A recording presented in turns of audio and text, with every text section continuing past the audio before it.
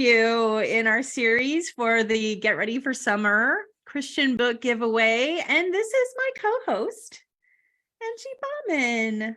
How are you, my friend? I am so good. And how are you? Yes, I'm just killing it today. Killing it today. I love hearing that. Like, you just had lunch with a friend. Yep. You're back here. You got stuff going. I love it. So I'm going to pull up my little questions here. That's the wrong one. Whoops-a-daisy. We have a couple of viewers. If you've caught us live, we'd love to know who you are so we can say hi to you. Yes, that would be awesome. All right. So what are your favorite summer traditions? Okay, so probably one of my very favorite summer traditions is a little thing that we in the Baughman household called Field Trip Fridays. I don't know if you and I have talked about this before or not, Jen, but yeah, it's been like 10 years now or so ago. I had this amazing realization when my kids were really small. It was only amazing to me. Everybody else already knew this, that I am the work parent, not the play parent. Anybody? Right? And my kids were little, and I realized that the summers, like they just go by real fast, and the kids grow up real fast. And I thought, I don't want to miss it. And so I started planning these little adventures for me and the kids on Fridays during the summer. And sometimes we would go, a couple hours distance, like a little day trip. But a lot of times we would go like to the next town or something in our town, or just something like we've never done before. Or we're like, what is that historical monument sort of thing that we drive by all the time? Or we never have tried that restaurant, or, those kind of things. And I began like just posting little things on Facebook, and Field Trip Friday. Today we went here. And the amount of adventures we've had, memories we've made, are incredibly precious to me. And it's so funny because we see people out, and people will be like, are you Field Trip Friday this summer? And and so it's just one of my favorite things about summer is Field Trip Fridays. We usually have some kind of mishap because I don't always even though I'm a real planner, a lot of times I know mostly where we're going, but I don't completely know. And I don't plan every moment, so we're just we get lost every once in a while, or we get, whatever, but we just look at each other and laugh and say, it's a Field Trip Friday, because that's just part of the adventure. So for me, it's a way that I'm always I'm just the personality that I create order out of chaos, right? But it's this sort of controlled chaos where we're just I take Fridays off. And as my boys have grown, our adventures have changed, but it's just been a really, really sweet part of their childhood and my mothering. I just love that. I know we tend to do a lot of just super random. I try and keep my summers as free as I can in the daytime, so that when we get that phone call of, hey, we're going to the park, or hey, we're going up to the hills for a hike, or hey, that we can just go, okay, and just whip ourselves into the car with some snacks and get ourselves out. And it's just that controlled chaos of that relaxed part of summer is just so awesome. Yeah. I'm with you, friend. Yeah.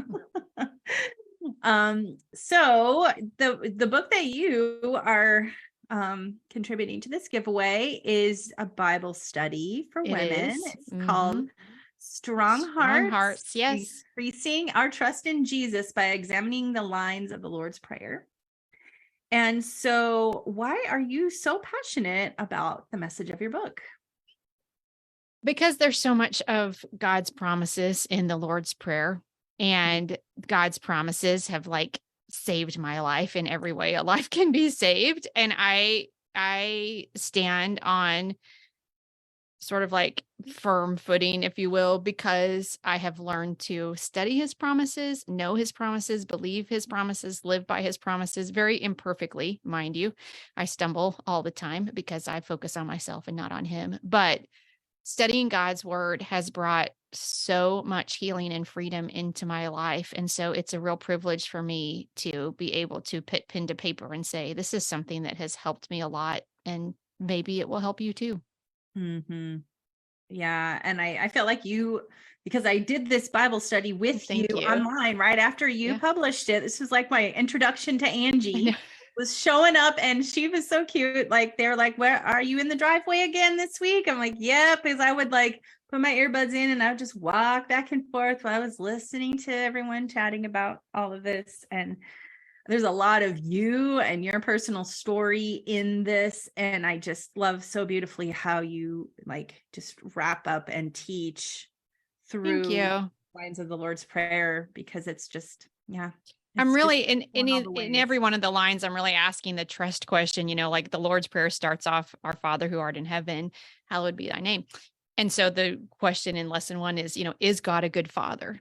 Because, we're praying to this God, this being, right? And we're declaring that he is our father. But I think a lot of us, if we're honest, would say there are times in my life where I'm not 100% sure that I trust his provision, or that I am comfortable with his security, or that that I remember to run to him or whatever. And so we just, each week, each lesson, I guess I should say, you can do it however you want to, but each lesson we really look at what is the promise in there, and how do we poke on that and say, do we really believe that? Yeah. What's the question of trust that's in here, which is why I focus on increasing our trust through these lines of the Lord's Prayer.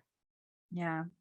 I love that. And so, last question, how do you hope that your book will help readers stay connected to God? For me, one of my favorite things as a Bible teacher is to take something we think we know well and to just like a kaleidoscope almost. Let's just turn it just a little bit and see something new, right? And so that's what I've done with this study, I hope, is just maybe not in all of our traditions. I don't know how many people are in a worship or faith community where, you say these lines every week. But a lot of us who are in church will be familiar with this prayer, right? It's a very common prayer across denominations and things. And so I think it's very easy with anything that's common, even a Bible story that's very well known or something, that we tend to stop thinking there's something new in there for us, or it becomes so familiar that it's like rote or something, and so we just say it and we go through the motions, or we listen, but we think we know the story. And so for me, I'm hoping that we learn something new and something that may be a very familiar part of our spiritual walk. I love that intentionality of that, because like I grew up in the Catholic Church, Sure. and I Saying grew the up Our with, Father. That's what my husband still calls it, absolutely, because he and grew up Catholic, and he's like, it's your study on the Our Father. And I'm like, that's right, honey. yes, Sorry. Yes. You talk. yes, Yeah. You say what no, you're going and to it's say. Yeah. so good, and I love that prayer is a part of each week. And and when I go like on occasion to church with my mom, who still goes to Catholic church, like I love that part of the mass more, because I feel like the words of that prayer mean so much more to me.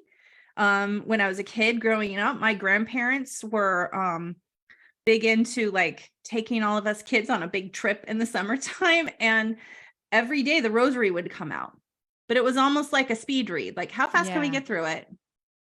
And if you pray the rosary and that is your thing, like I'm not hating on it or anything like that.